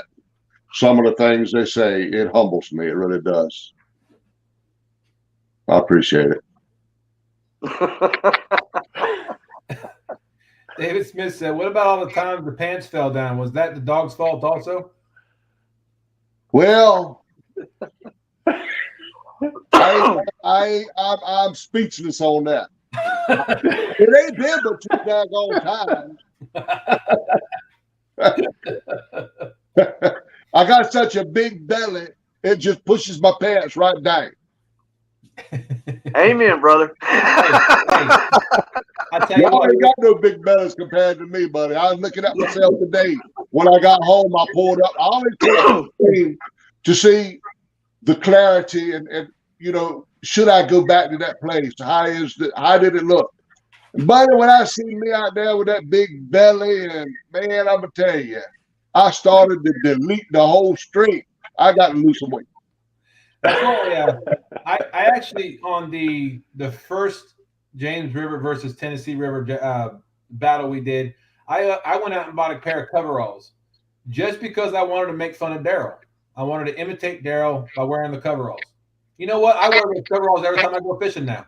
He does wear them every time. You sure do. I love them things. Mm-hmm. And then I wear a black hoodie over so you can't see my gut as much. Buck Williams said, could Mr. Parker tell us how the Lord has blessed him in his fishing and show? Say that again. I'm also real hard of hearing. Buck Williams wanted to know if you could tell us how the Lord has blessed you in your fishing. By putting some of the greatest people in my life. I have made some of the greatest friends through YouTube that I never knew in the world it would be possible to have such good friends so many miles away.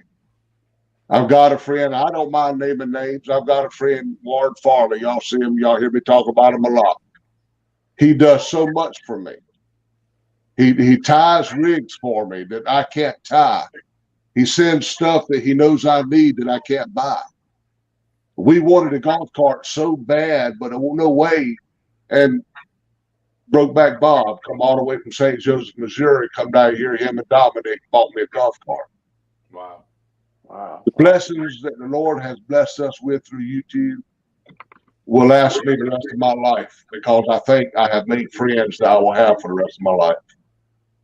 And I'm thankful. I'm thankful for everybody. Y'all hear me say it so many times during one of my live streams. I'm so thankful that people can take the time out of their day to come in and watch John Parker fish. I'm humbled. I'm honored. And I'm blessed. Too blessed to be depressed. I'm going to tell you. Well, John, I want to comment on that. I want you to know from my heart that you, to all of us, are a blessing.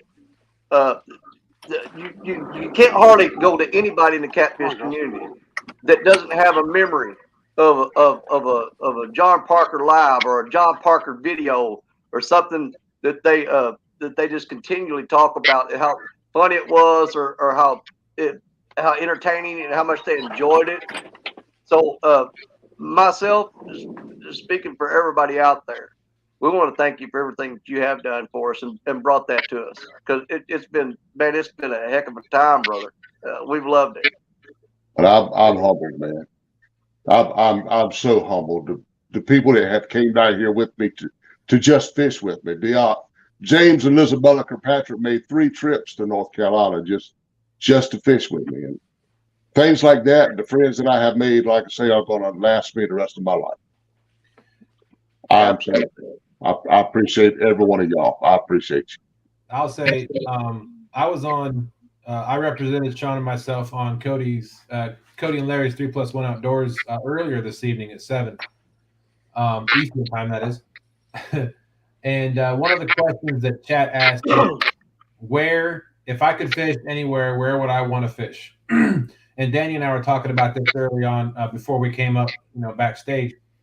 And for me, it's not where I want to fish; it's who I want to fish with. There you go. I don't care if I'm fishing a farm pond. I want to go fish with you, Mr. Parker. I want to go fish with Danny Stone. I want to go fish with Jody. I want to go fish with James. Yes, James, I said your name this time. I want to go fish with Daryl in the Tennessee River. It's not about where I'm fishing. It's about who I'm fishing with, and that's what I look forward to for this year. That's my goal for this year, is for us to get out and go fish with more anglers like yourselves. Exactly. That would be my dream too, as well. I would love to have a show where all I do is back the truck up, hook up the camper, point it in the direction and go and figure out who lives here and who lives there, and just zigzag all over the United States. To me, that would be the ultimate life for me right now. I watched, I think it was Lisa, a fishing chick. She hooked up her camper last year and went around and visited a lot of people. And you could tell every time she pulled up on somebody different or somebody new and fished with them, it was an absolute time of her life. And you can't tell me that wouldn't be fun. Absolutely. We met fishing chick in the Potomac gathering as well. Yeah. Mm-hmm. Yeah, she was awesome. Let me just add one more thing to the question that I was asked. The biggest blessing that I will, and me and Dana both will ever get on YouTube, is when we pull up an email and somebody has asked for prayer. When you have people that have enough faith in you to think that you can reach out and touch God for them, is an amazing feeling. And when me and Dana opens these emails, and we do often, and we get people that ask for prayer about a certain thing, that is the greatest honor that I'll ever get off of YouTube. Absolutely. I hear you. Big Slim 91, and he was saying that I've been there in John Parker's live since day one. He's a great guy, bottom line. Yeah, Big Slim was the very first person in one of my live streams. The very first person that chatted in my very first live stream. That's awesome. Tim Molina said, my list of who I'd like to fish with is so long, I will never realize it. Same here. Yeah. Same here. Yeah, 100%. Well, another great thing that becoming a part of this community and being able to come on here and talk with folks such as yourselves is going to provide us is a place where we can actually meet face to face. And that's coming up in a few weeks, and that's at CatCon. Unfortunately, Sean's not going to be able to make it this year. But I more than anything for CatCon is for me getting forward. I'm looking forward to getting to meet all of the wonderful people that I've seen on screen over this last year, and I'm so excited to do that. I can't wait. Yeah, feel the same way. Because I mean, there's so many people that I've talked to in chat who have supported us, and I've never even seen their face. I've never heard their voice. And then there's also the people that I see on a weekly basis. When I'm hosting Jody's show, I've got to meet a bunch of cool people. But but now I get to meet them face to face in CatCon, and that's something I'm really looking forward to, and I can't wait.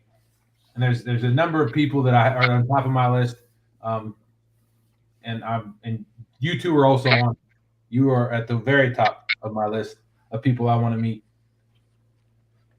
What's up? Well, I mean, like when I went to CatCon last year, there were so many people that ran up to me and was saying hi and everything, and I took pictures with them. And I'm kind of ashamed to admit that there was a lot of them because I hadn't been around that long, and I didn't really know who they were.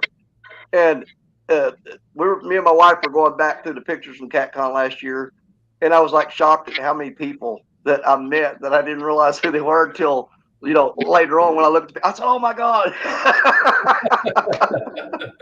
I know him now. I didn't know him then. And I didn't even realize we took a picture together, But there was a lot of people like that.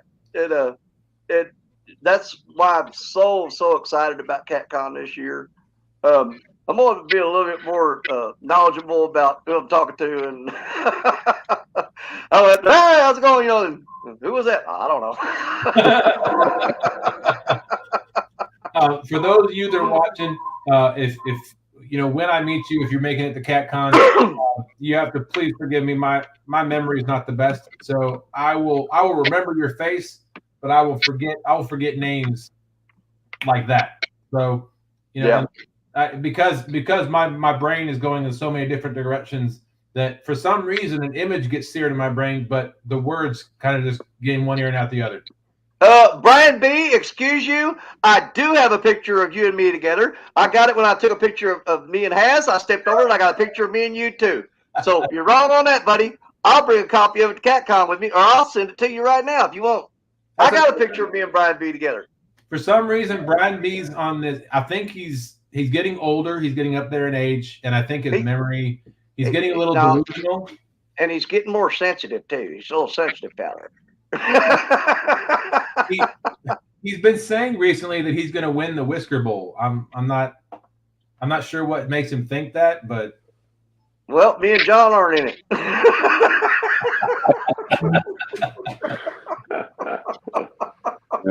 He's got a shot. Now that's something you don't never. I'm just not comfortable doing. You hear me? The smack talk. I love listening to people do it, but man, I just ain't got it in my heart. I've tried it and I felt guilty about it afterwards. I messaged them apologizing. Man, I'm sorry I said that. I didn't mean it. That's one of the biggest reasons I don't smack talk. Well, there's two reasons. One, I feel bad about it. I feel bad about it.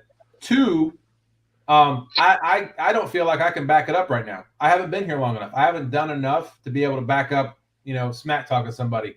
So if I can go out there, if we can beat people 1v1 or doing other things, other competitions, I have something to back it up with, then I might start. But other than that, I think just like you, I feel bad about saying something that, man, did that come across like I was being serious? Yeah. That's what I worry about. I said, you know what? These people mean too much to me for me to risk saying the wrong thing in the wrong tone. That worries me. It really does. And here's the thing about going in tournaments. A lot of times, if I go in a tournament and you're up on panel and you look at the screen, and I look around and see the people that I'm fishing with or against. I never worry about winning, to be honest with you. Because a lot of times I'm looking around and just amazed at, I can't believe, I'm fishing with Brian B today. Or even just like right now, I'm on the same panel as John Parker. I mean, I don't put anybody up on a pedestal, per se. But I have just an unlimited amount of respect for them. And to be on the same panel as some of these people sometimes, I just look at myself and go, how did you get here? What are you doing with these people? Because they've been around doing this, and who are you to be up here with them? And when they reach out and shake your hand and pull you in and say, come on, this is your spot, you belong here, it truly means a lot to me. It does. I agree. Absolutely. Because you're fishing with some of the greatest people that you'll ever meet. And that right there means more than winning any tournament. I mean, I like to win, don't get me wrong. But I don't get upset when I lose because I got to fish with them. And that means so much. So I agree. 100%. Sorry, Sean. I feel the same thing about being up here on panel with you. To me, Well, you're one of the greats out there, man. You make people laugh like I try to do. I'm a cotton picking nut. Just ask my wife. That's all I want to do in life is just make somebody smile. I come home from doing live sometimes. She goes, I can't believe people are watching that. But she burned out on it. She sees it every day, all day long. So, She gets it 24/7. So Doug Talley said, I will be looking for you to your live fishing, Mr. Parker. Who said that? Doug Talley. Well, I Virginia guy. Well, I appreciate that, man. I tell you, to me, for anybody that want to watch me fish, it amazes me. I appreciate it. I ain't got no words. Hey, it's a good time, brother. It's a good time. Want to Be Outdoors says, John, you and Dana are truly loved because you truly love. Nailed it. Yeah. Can't make too many comments like that because my tear ducts start leaking too bad. Welcome, Lance. It's okay. Real Virtual Outdoors Troy said the next big fishes are coming again soon. Hey, Mr. John, because good things happen to good people. You give me a lot of happiness watching you. See, y'all need to quit all that. But see, here's the thing of it. Man, I have just as much fun watching John Parker pull a fish and hold it up and go, oh, look at that. It's just as much fun as watching him lean back on a rod and fight something forever. I mean, you have fun watching him catch it no matter what he's catching, I mean, I have a good time watching John Parker reel in a stick. If you hold that up and he'll praise that stick, that's the biggest stick I've ever had. Look at that stick. Well, I'm humbled. Melissa said, still watching on the big screen, but cooking too. This has been the best show. We all love Mr. Parker and Danny. Thank you. And we love y'all. We love Absolutely. y'all. Sure do. We can't do this without y'all. And on that note, Buck Williams said, Danny is so crazy, I'd be a little afeared to meet him in person. Don't be feared. Just kidding. You'll have a good time, I promise you. Or I'll leave you alone. I need to tell by somebody's eyes if they're not having a good time. I'm like, let's go to the next person. He ain't having no good time. Let's see here. Dustin, we gonna give a sticker away tonight? Yeah, let's go ahead and do that. Let me get that set up. You gentlemen talk amongst yourselves, and I'll go get that set up. I know there was one more question we had. I just don't have the list in front of me. I don't know if you want to get that going at the same time. Let's see. Your question. Weather conditions. Oh, yes, rod length. Say it one more time. Rod length. Rod length. Oh, rod length. Yes. Do you guys prefer a different rod length? And I know I keep going back to LG. LG prefers like that longer rod so he can get it out there further when he casts. Do y'all prefer like a different rod size, or does it not matter? Or Man, you realize who you're talking to, right? I got a freaking telephone pole. But not only do you have a telephone pole, you have a Freddy rod. Yeah. And you want to see something funny? You set them beside each other on the bank, man. It's just hilarious. How dare you give that Freddy rod a step stool, though? No, it's crazy, man. I even got an extended rod holder to get that Freddy rod up a little bit more so you can see it. Boost it up a little bit.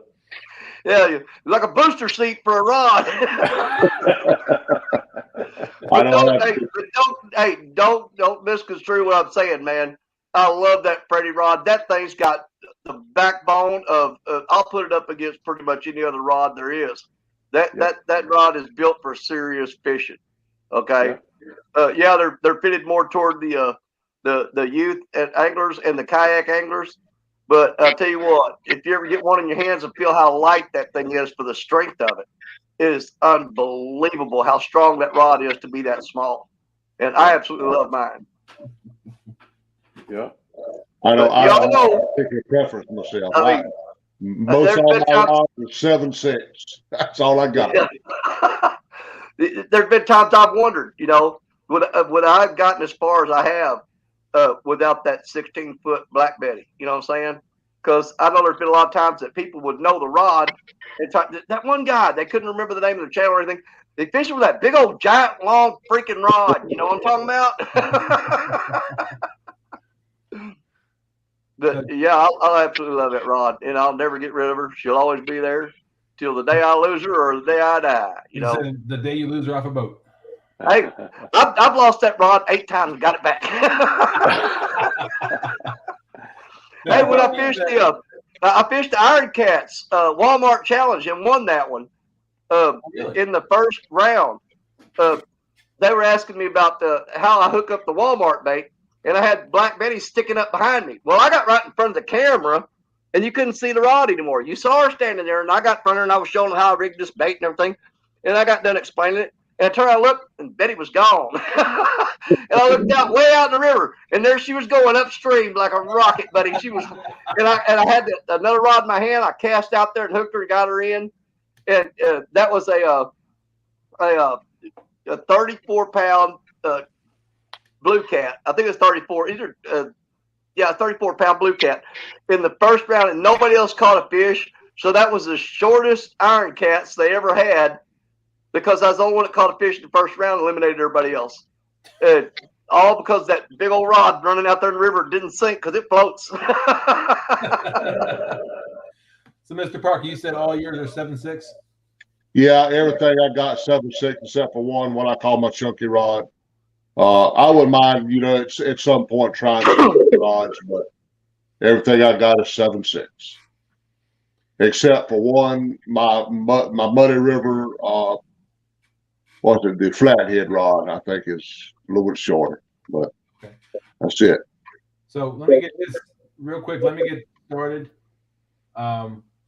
Let's do J&D. Put J&D in chat, and we'll give away a Team Snag and Whisker sticker.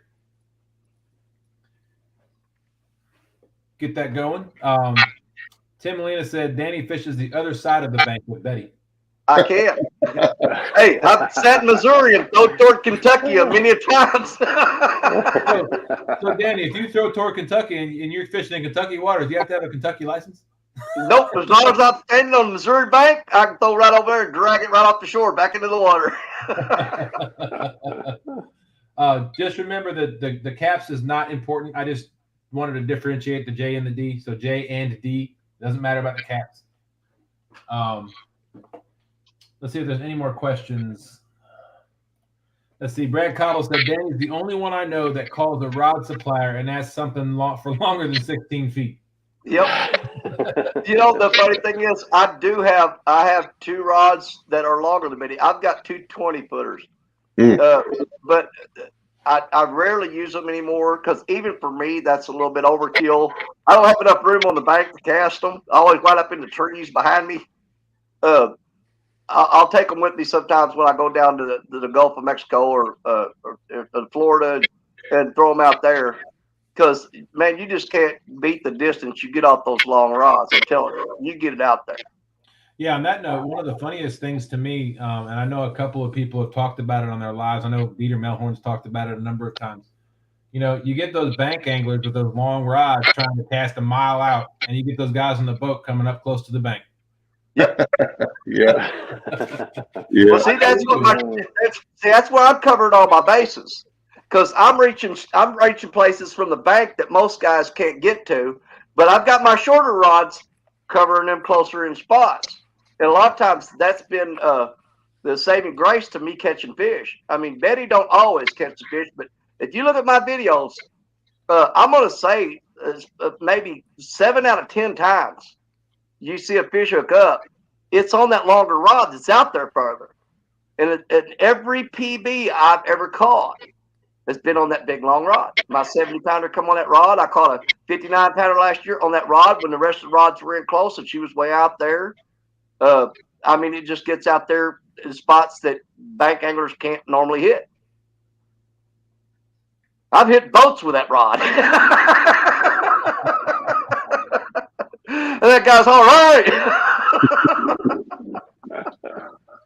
Were you going to say something about that, Mr. Parker? Say again. About the were you going to say something about the casting up close and the bank anglers casting out far?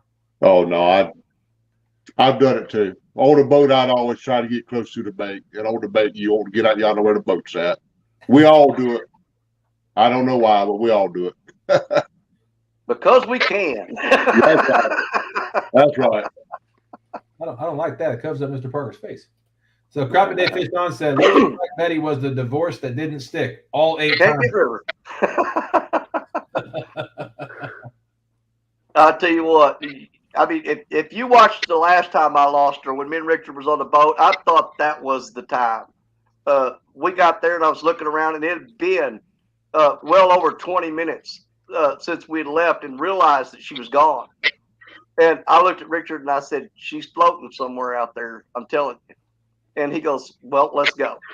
And it'd been 25 minutes since we'd lost her. And we rolled back downstream, and we got a quarter mile down there, and I was standing on the front of the boat, and I said, "There she is." Looked like a freaking tree floating out there. But if you watch that, you can see, I mean, just how much, I'm not about material things, but that rod is really special to me. And you can see the light come back into my eyes when I saw that rod in the horizon. I'm like, oh, thank God, there she is. I mean, I was so relieved. I was physically, I was nauseous whenever we got there and realized she was gone. I was sick to my stomach. I saw it. You looked it. I was in a bad way for a little bit, but when I saw her floating out there on that water, buddy, whew, I didn't care what else happened the rest of the day. I just got Betty back. All right, we got one more question real quick. I want to say hi to Catfish and Crappie. Mark, thanks for coming in. It says, "Hey, Dustin, Sean, Danny, and John." What's up? Hey, Mark, how you doing, buddy? Hey, Mark. So Fish on Ed Evans has the last question of the night. It says, "Do you use braid or mono for casting from the bank?" John, Mr. John, we'll go with you first. Well, to me, I've got rods with both on them, but if I am going to fish from the bank with any kind of a float rig, I won't braid. I do a lot of bank fishing when I'm in Washington where I use floats. And if I'm gonna use a float, it's got to be on braid because the braid will float. If you go out yonder with that mono and try to use a float rig, your line's going to always sink down and get under a stuck. And that's when you're going to always get hung. So anytime that I'm going to fish with a float rig, I won't braid. Other than that, I like fishing with mono. Okay. What about you, Danny? Every one of my spin cast rods are spooled up with braid. Because it's a thinner diameter. It seems like it sails out there, get a little bit more distance with braid on that. I use mono on all my bait casters exclusively because I backlashed braid. And I said, never again. I mean, other guys may be better at it than I am. I'm sure they are. But, man, I backlashed braid and just gave up on it and got the scissors out and started cutting, man. But mono, I can usually pick it out and get it out of there on a bait caster. But on braid, I just can't do it. It's a mess. But I get more distance from a spin cast rod with braid on it. Yeah, I agree. That's exactly why I don't use braid. I mean, we have braid on Amy Jane, one of our rods that was bought for us from a friend of ours. But that's meant to be our bumping rod, so I put braid on that because everybody says you need braid for bumping. But I can see that. On all the other rods, mono for everything. I can't imagine getting hung up with braid and not being. I have to cut the line. You can't break it off. You have to cut it. So, look at here, Mr. Parker. Warren Farley's in the house saying John Parker only needs 30-some subscribers to beat a 2,000. Nice. Yeah, I'm on the way there. Just seems like this last 100's been a long road. I tell you that. Everybody in chat, do us a favor. Go check out. Make sure you're subscribed. Even if you think you are, you are. Go check anyway. Go double check. Let's get him to 2,000. He deserves it. Absolutely. He puts a lot of work and a lot of effort in, especially putting 8 pounds of salt on 2 pounds of shrimp. Right. Yeah, I don't know how many times that I've been that I would be absolutely 100% certain that I had subbed somebody, and I'd go check and they'd taken it away. Me too. Me too. I have to go back and resub them. Yeah, I'm the same way.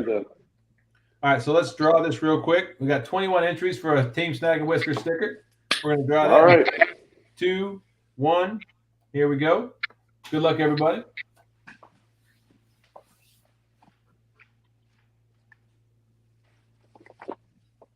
David Smith. There's a good guy.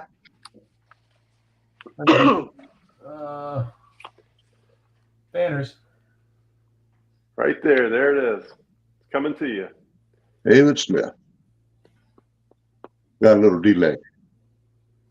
Yeah, there we go. David Smith, you are the winner of a Team Snag and Whisker sticker. Congratulations. That's a shot. There you go. It's coming to you, David. Congratulations. Go ahead, David. Send us an email, teamsnagandwhiskers@gmail.com with your address. And just put sticker as the subject line. That'd be fine. And we'll get that shipped out to you. So that 2 hours went fast. I don't know about you guys. Yeah. Yeah. But, we just want to say, honestly, thank you guys so much. This is a newer show. We're newer to the community.